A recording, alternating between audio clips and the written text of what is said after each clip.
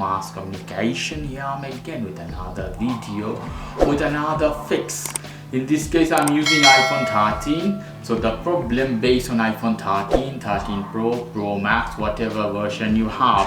In this case, for example, you're using your phone, suddenly your phone is stuck someplace, or you're downloading some application, the application is stuck, you can't download, neither you can use your phone, or even you're watching some video.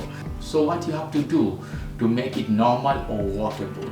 So in this case we have to use two volume rocker key, up and down, and power button. Very simple tutorial, guys. You have to hit the volume up and volume down and hold the power button till the phone closes, and you have to hold till you see Apple logo. You see guys, here Apple logo.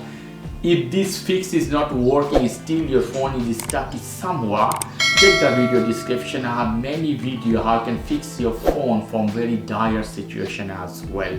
So volume up, volume down, then the power button will fix this problem. If you like this video, please do subscribe to my channel. If you like this segment, please give me a thumbs up. Take care till then, bye.